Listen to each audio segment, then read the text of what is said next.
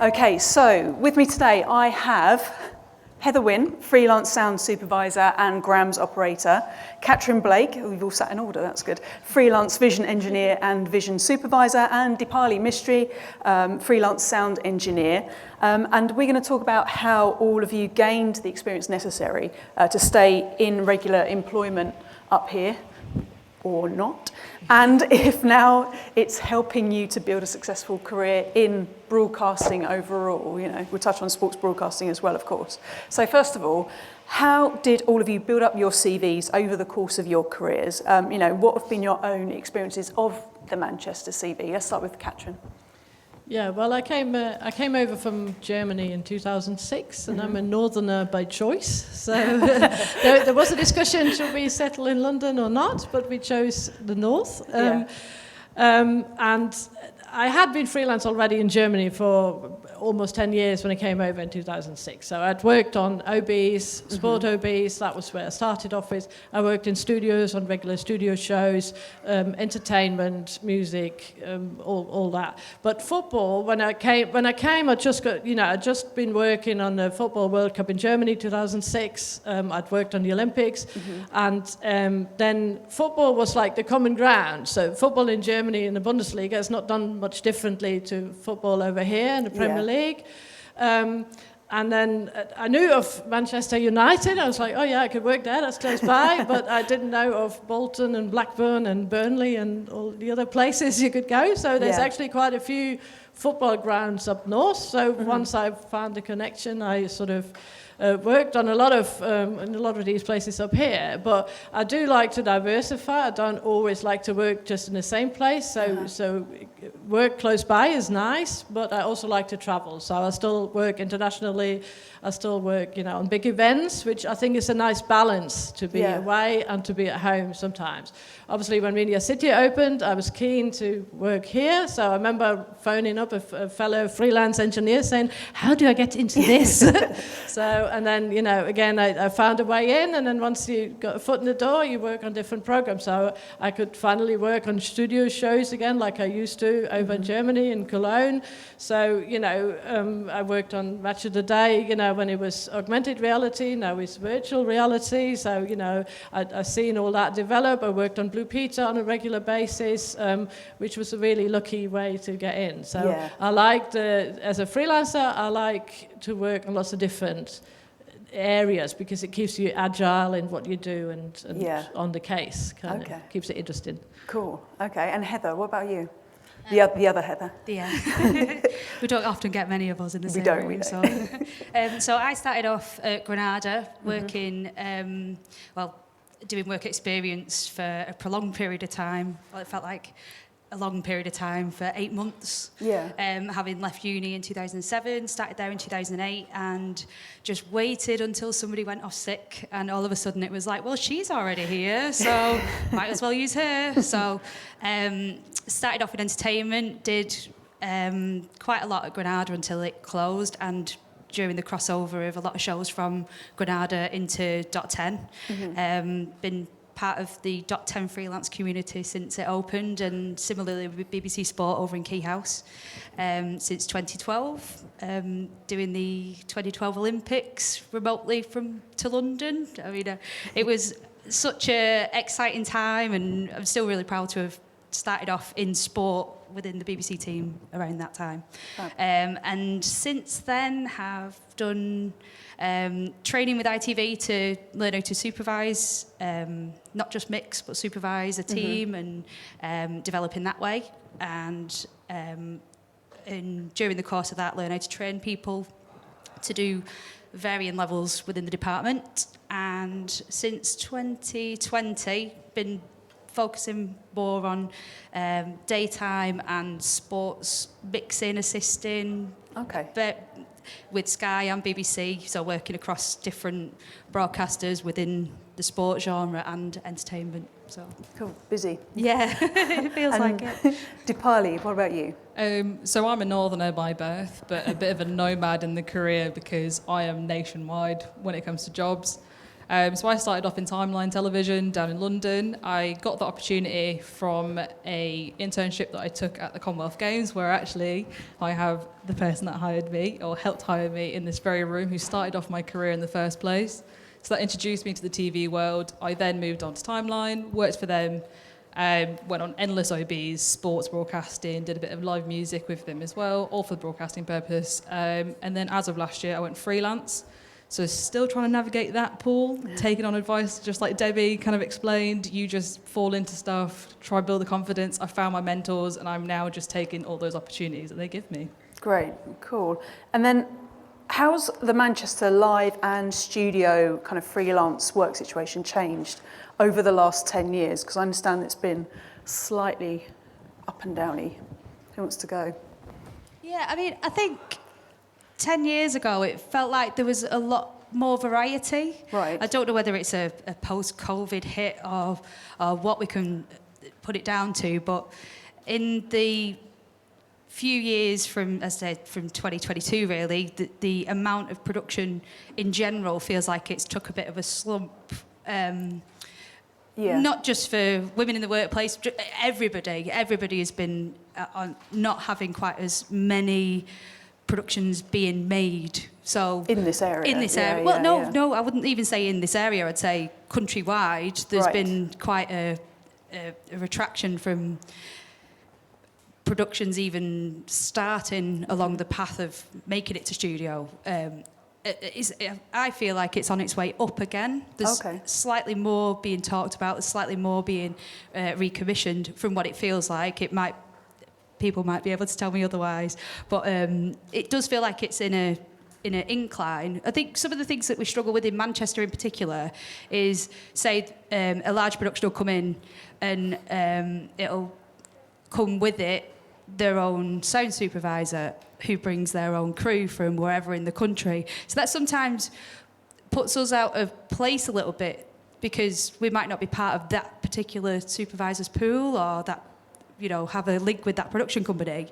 So that's, for me, that's one of the barriers that we want to try and break down, that just because we're classed as regional crew, we are competent crew. Yes, whether that be within the sports sector, whether it be in the entertainment sector, we're just as competent at doing it as somebody who might have been London-based. I don't know. What do you think, Katrin? I thought about that question when we discussed that beforehand, because there's a lot of small factors. I think for me in the vision engineering area, I felt the crews become a lot younger recently. I think in the pandemic, a few of the older engineers who only worked sort of part-time towards the end of their career, freelancing, I think a few of them stopped, and then a lot of younger people came in, which I think is a good thing. It's nice. But I did feel, for example, when Arena and Televideo went into liquidation, that's what I felt a lot. There was a lot of really good, really eager, really young engineers who suddenly came into the freelance market, and being based in Sheffield, obviously that affects the sort of northern area a lot. So there was more competition in a way. Then there was a lot, like when I came over here and I was freelance, people would phone me up to crew me. So you build up a relationship to somebody who's crewing you. You speak to them on the phone. These days it's often email, and even a lot of companies they send out like a group text, and then it's fastest fingers first. So the first one who replies might get the job. I always lose out on that. I don't look at my phone that quickly. I'm busy with lots of other things when I have a day off, or when I'm working or whatever. That's one thing. You don't build up such a relationship or it's harder, to build up a relationship via email with the people. I find there's a lot of budget constraints, obviously. So the question is, what's more important, quality or just filling a position? Just filling it for the sake of filling it. There's different.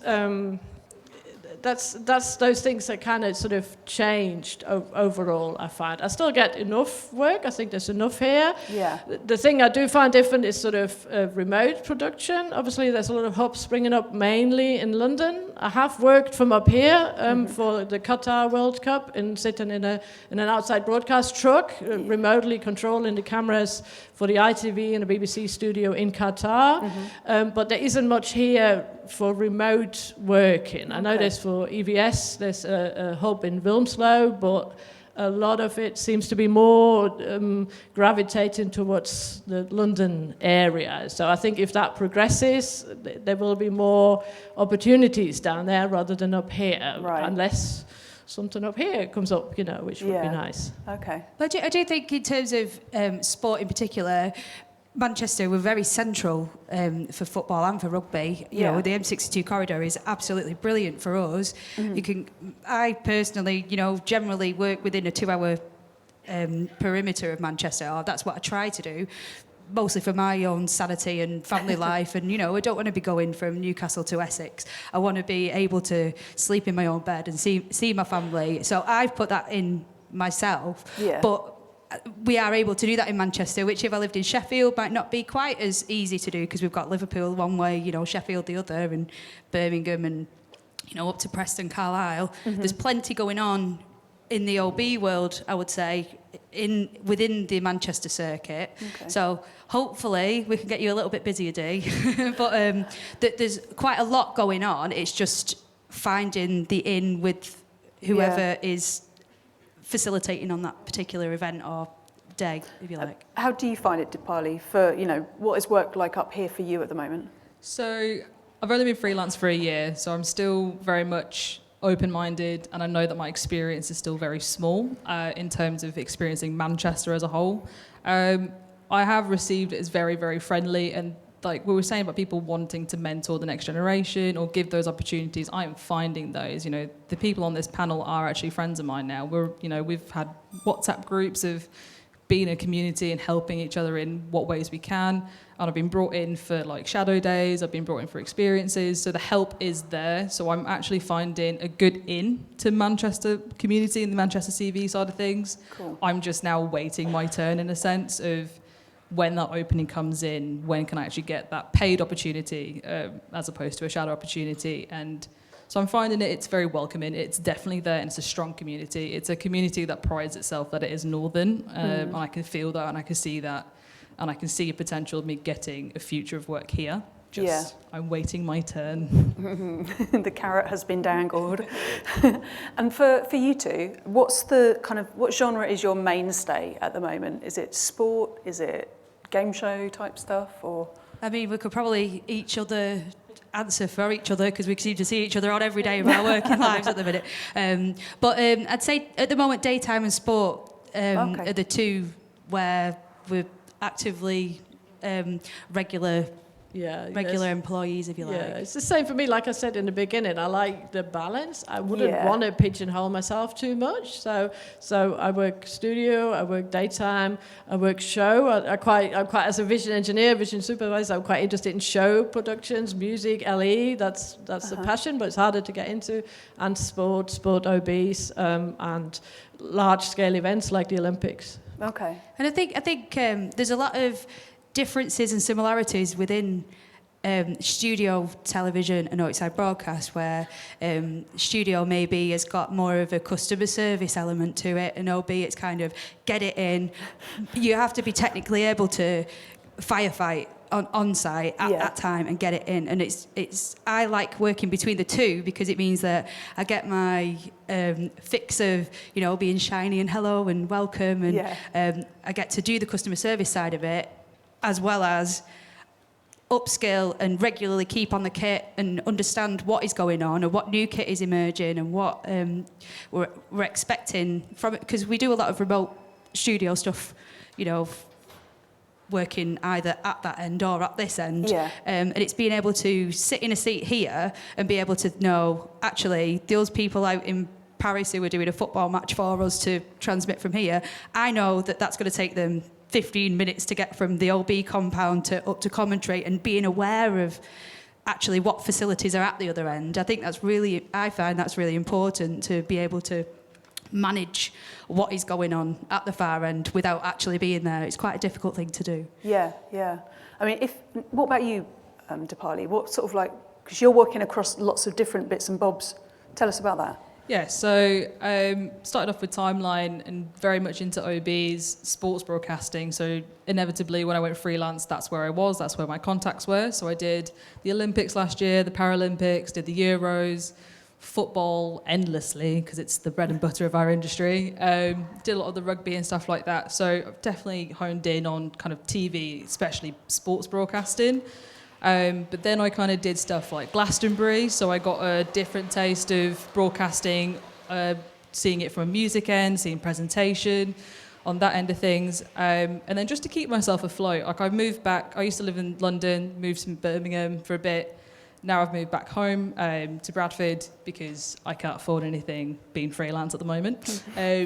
But I then went back into theatre. I used to do a lot of live sound engineering for music and for theatre. So I am now sound designing for theatre productions for local ones in Birmingham.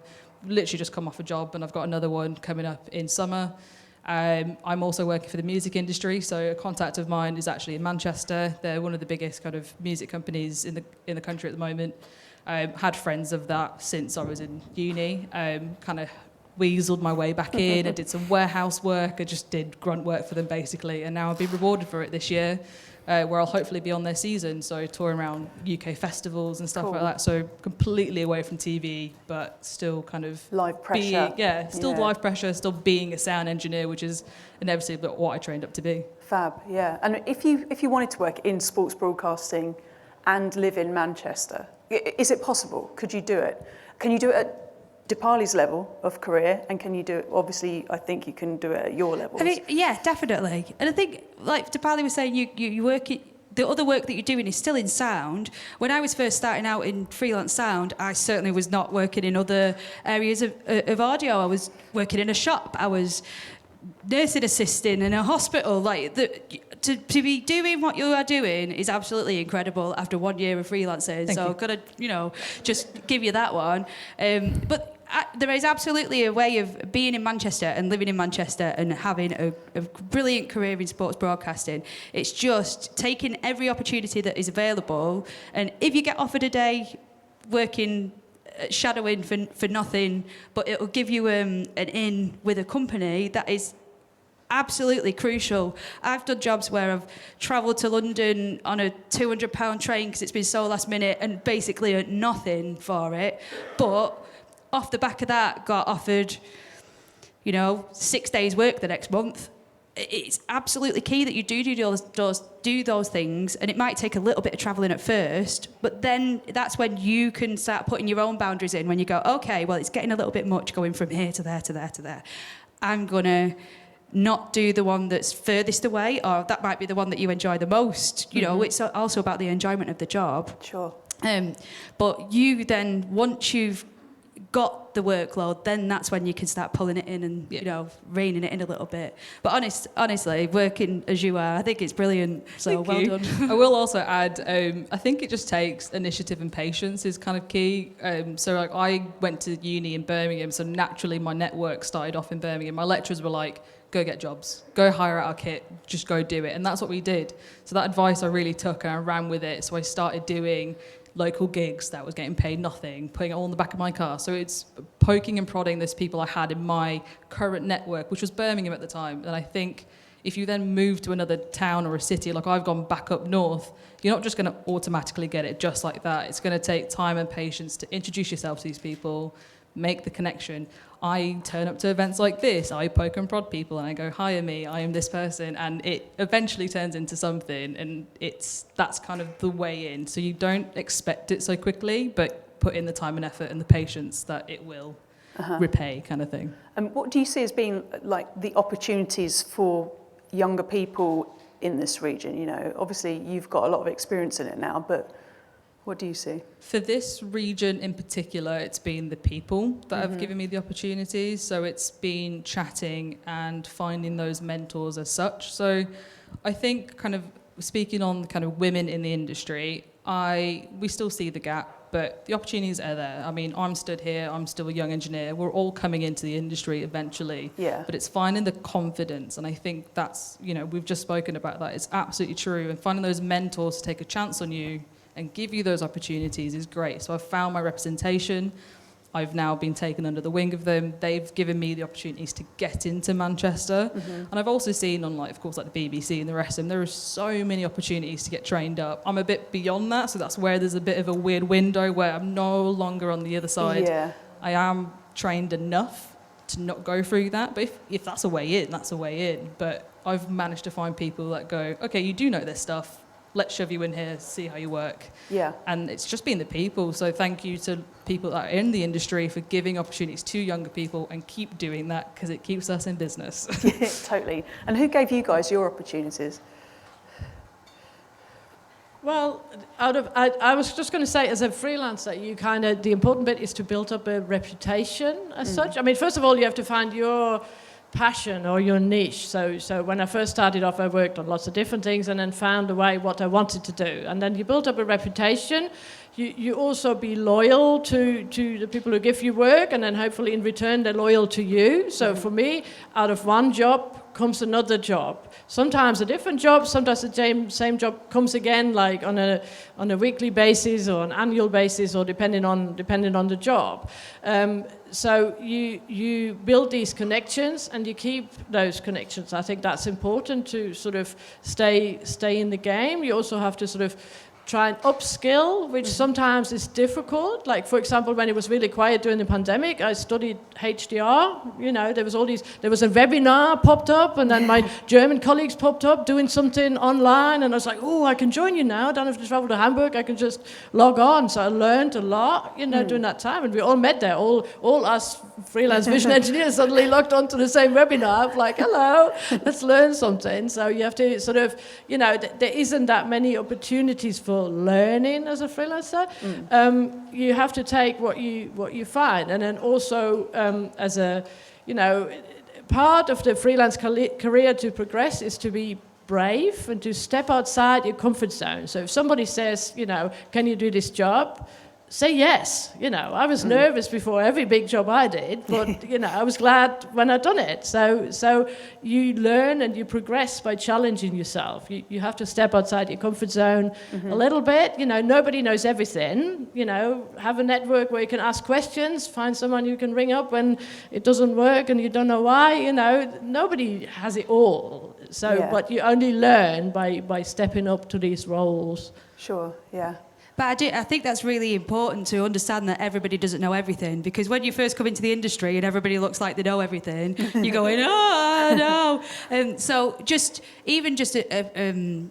acknowledging that you can't possibly know everything and you have to ask the questions, even if you're in a higher capacity, everybody doesn't know everything. And it took me a long time, like one of my key mentors, Howard Knock, I remember working with him and thinking, oh my God, he just literally knows everything. And then I kept thinking, how can I, when I do a job that's quite a difficult job, I think, oh, how could I be more like Howard? Like, what would he do in this situation? What would Howard do? You know, what would Howard do? And just think, you've got to have that person that you can go, okay, well, that's the level that they do.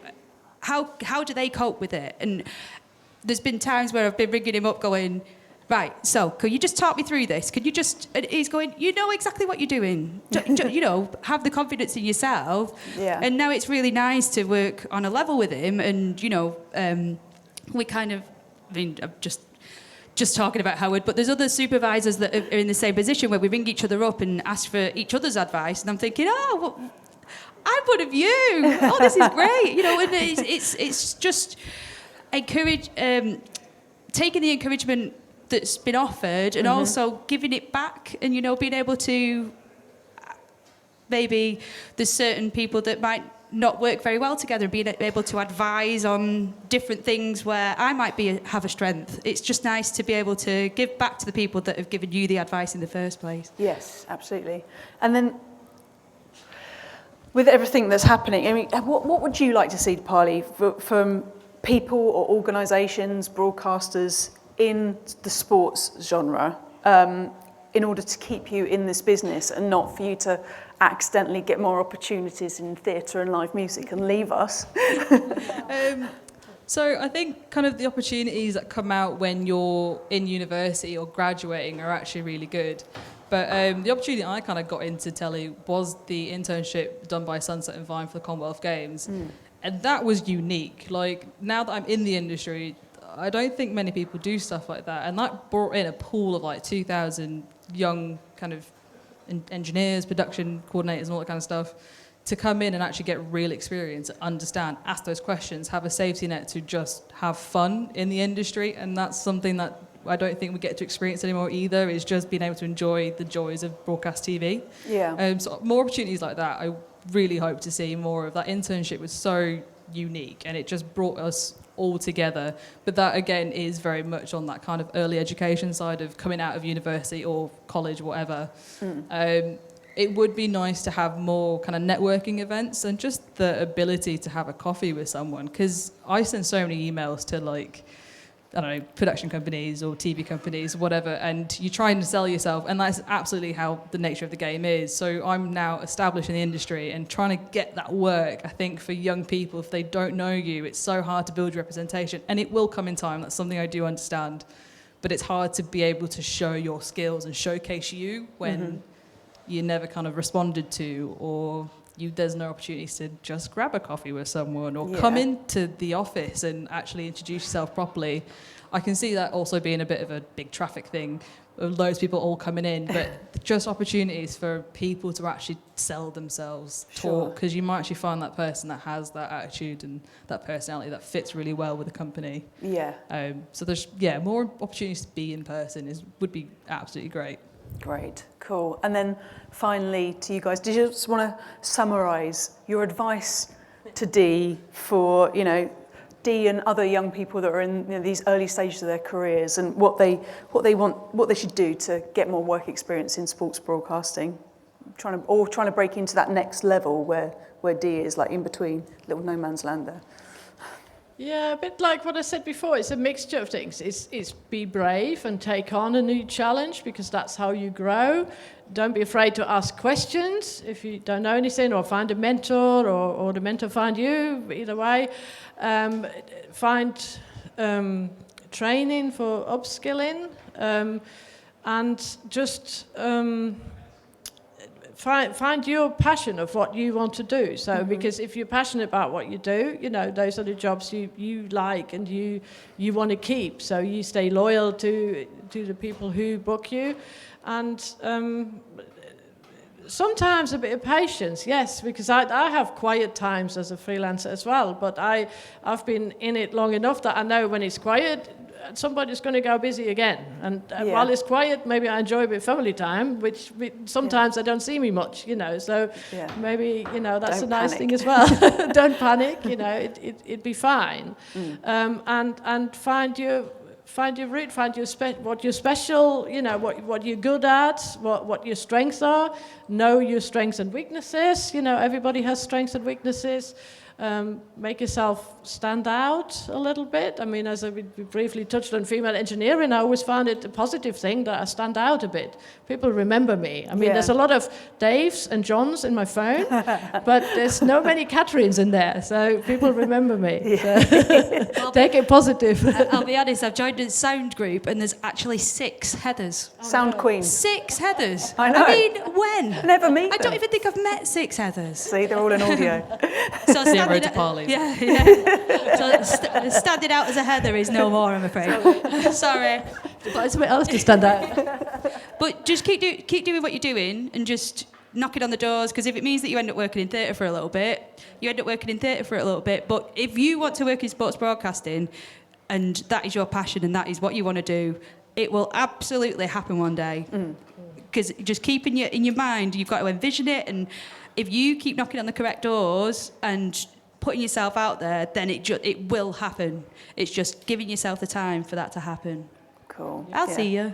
Keep bothering people. Yeah. Keep bothering people, and eventually they'll give up. Let you do it. To be honest, I'm on that end of, I'm no longer panicking anymore. Like, I have these people in my life, and if you talked to me a year ago on this panel, I'd be panicking and being like, what are you on about? But I took all that advice back then, and this whole year has been really successful, and I feel calm. Like, right now I'm in a quiet period, but I've been told that not to panic, it's okay. If anything, enjoy it. Life's also not about all work, so I've learned to enjoy myself, keep badgering people, and I've taken everything that they've said, and now I'm kind of just rolling through it. It will come. Good. Believe in yourself. Fab. And we have a couple of minutes for any questions. If anyone's got anything they want to ask any of our speakers, put your hand up if you do. We have a question. Hang on, microphone coming to you. Lady with the awesome hairdo. Is this thing on? Yeah. Hello. I wanted to just ask a question for each of your experience. Particularly, this might affect you also now. No offence, Heather and Katrin. I feel like there's so many stigmas that you have to deal with when you're entering the industry, whether it's freelance staff or whatnot. One of the biggest things that I felt like I encountered was just being young. Like, at what stage can you not be young or not be classed as a junior? Because you've already been in the industry for 15 years, but you're still young.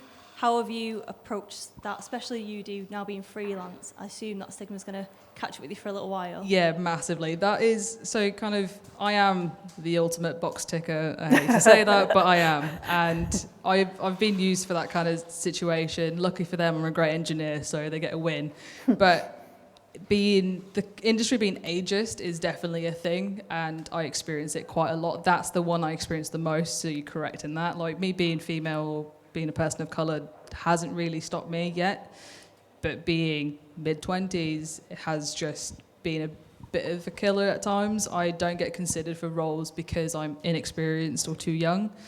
And I think there's a lack of understanding as well where some of us come from in terms of our education and how we became engineers, because like a lot of the time, because like the people that are mentors to me and stuff came through the traditional like BBC way, or came through another company who like trained them completely, and now they're the ones that run the industry. Whereas we're all in the digital era. We've learned things from university, college, we get hands-on internships, we're a bit more practical. So actually our learning kind of gets fast-tracked in a different sense, and I think we're not really considered in how we've learned. Like, I don't have broadcast training specifically. I'm an engineer, like I'm a sound engineer. So I've just been able to apply myself to TV, and to make kind of those older figures understand that has just been a lot of patience, a lot of deep breaths, a lot of words said sometimes, but I've learnt not to do that anymore. I've had an occasion where a sound supervisor didn't even want to speak to the women on the team. He would only call through on to the men, and so I've had it kind of a bad experience of it. But at that point, you're not going to have everyone bad on that team, so there'll be someone on that job that you can go to and go, this has happened, what can we do about it, because it's not okay. And I'm not afraid to say that that's wrong, and we will need to get it sorted, basically. And also, if you're just experiencing it on a bit of a lighter level, even though you shouldn't in the first place, deep breaths. If you need to address it, take it up with people you trust. And don't let it stop you or put you down, because they are more threatened of you than they are trying to put you down for a reason. That's kind of personally what I think. Mm-hmm. Well, I think the industry is a lot about, you have to prove yourself to some degree. That doesn't stop. I still have to prove myself sometimes for whatever reason. But I learned to enjoy that. I see that as a challenge. So if somebody looks me up and down and says, who are you? As in, like, you don't look as the engineer I expected. I said, well, I'm going to bloody show you that I can do the job and I can do it very well. So that's a challenge that spurs me on to do even better. That's the same for like young people, for female engineers, for anything. Turn it round and make it a positive challenge. Also, when you're young and maybe you don't get given that opportunity to prove yourself, I think the industry works a lot with recommendation. So when I first came over here, I had to officially have 2 references to start working for BBC OBs. I had to have someone who writes something that I could send there. That's not as formal anymore these days, but it's still, people, get recommended. So find your mentors who can then recommend you somewhere and say, she's good or he's good or she's good for this job, and this is how you get your foot in the door to then show what you're made of and show what you can do. I tell you what's quite fun, if you like to call it fun. When I first started out and I was working with somebody who basically made me feel like a young, stupid, ditzy blonde. It was so empowering when I first started supervising that they came trotting back to me going, "Oh, hi," to go, no, the way that you treated me when I was 25, no. And it's just, I mean, there's very few people that are like that'd be so ageist. But you will absolutely feel it when you're a little bit older, maybe. I don't know, is that more experience? And be able to go, actually, no, you don't get to speak to people like that. And you then passing it on by not speaking to people who are young as though they're young is so uplifting. And, you know, I don't know what I'm trying to say here. I'm so angry about that person. I think the point is always remember the 10-year revenge plan does exist. Yeah. And it feels great. Yeah. Okay, on that note, thank you so much to my speakers. Please give them a warm round of applause. Thank you, guys.